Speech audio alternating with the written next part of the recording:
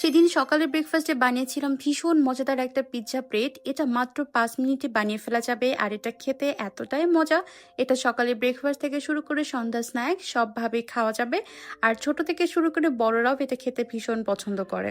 ফার্স্টে ব্রেডের উপর একটি টমেটো সস স্প্রেড করে নিব, তারপর দিয়ে দিব কয়েক টুকরা চিকেন। আর এই চিকেনটা কিন্তু আগে থেকে যদি রেডি করে ফ্রিজে রেখে দেওয়া যায় তাহলে এটা বানানো অনেক বেশি সহজ হয়ে যায়।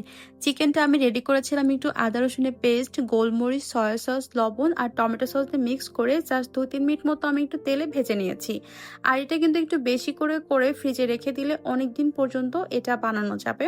তার উপর আমি একে একে সবগুলো টপিংস পিৎজার মতো করে দিয়ে দিলাম। এখানে আমি ব্যবহার করেছি ক্যাপসিকাম, কাঁচা মরিচ, সাথে দিয়েছি পেঁয়াজের রিং, আর তার উপর দিয়ে দিলাম চিজ, আর সবশেষে দিয়ে দিলাম মেন যে উপকরণ সেটা হচ্ছে এই অরিগানোটা। অরিগানোটা কিন্তু অবশ্যই দিতে হবে, অরিগানোটা দিলে কিন্তু একদম পিৎজার ফ্লেভার আসবে। তারপর এটা আমি 2-3 মিনিট মতো একটা তাওয়ার উপরে দিয়ে চুলায় একটু বেক করে নিয়েছি। আর এই ব্রেড পিৎজাগুলো আমি সামান্য একটু বাটার দিয়ে বেক করে নিয়েছি। এটা খেতে কিন্তু সত্যি অনেক বেশি মজা হয়। বাচ্চারা এটা খেতে অনেক বেশি পছন্দ করবে, আর আমার বাসার বড়রাও তো এটা খেতে অনেক পছন্দ করে।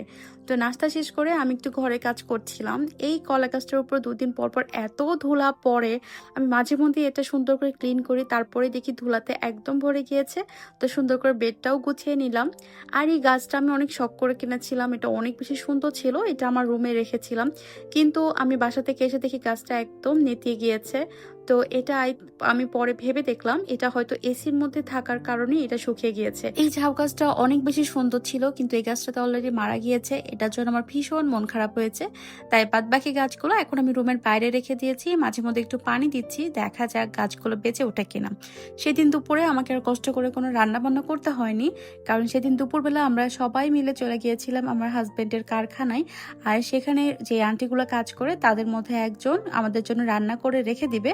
তো আমরা সবাই মিলে একসাথে সেখানে যেয়ে খাওয়া দাওয়া করবো। কারখানার একটু সামনে এরকম খুব সুন্দর একটা নদী আছে, আর এখন যেহেতু নদীতে অনেক বেশি পানি বেড়েছে, ভিউটা দেখতে এত সুন্দর লাগছিল। একটু বিকালের দিকে ছিল, তাই মনে হচ্ছিল ভিউটা অসাধারণ লাগছিল। এখানে যে সেদিন আমরা অনেক সুন্দর সময় কাটিয়েছি, অনেক আড্ডা দিয়েছি, আমাদের তো আর ব্যাক করতেই ইচ্ছা করছিল না।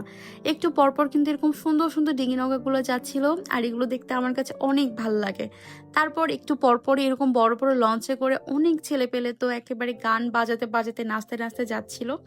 তারপর চলে আসলাম খাওয়া দাওয়া করতে, আর সেদিন আমাদের জন্য রান্না করেছিল খিচুড়ি ভুনা আর মুরগি ভুনা। তো সবাই মিলে একসাথে মজা করে খাওয়া দাওয়া শেষ করলাম, তারপর বাসায় চলে এসেছি। অনেক বেশি টায়ার্ড ছিলাম, তাই সবার জন্য ভাবলাম একটু হট কফি বানাই। সাথে বানিয়েছিলাম আমার হাতে স্যান্ডউইচ। তো আমার ননদ ছিল, তো ওর জন্য মেনলি করেছিলাম। তারপর সবার ডিনারের জন্য বানিয়েছিলাম ডিম ভুনা। আর ডিম পোস্ট করে ভুনা করলে আমার কাছে মনে হয় একটু তাড়াতাড়ি হয়ে যায়, যাতে ঝটপট হয়ে যায়, তার জন্যই এটা করেছিলাম। আর আমার হাজবেন্ড আমার জন্য এনেছিল কাচ্চি বিরিয়ানি। তো অনেকদিন পর সেদিন কাচ্চি খেয়েছি, ভীষণ মজা লেগেছে।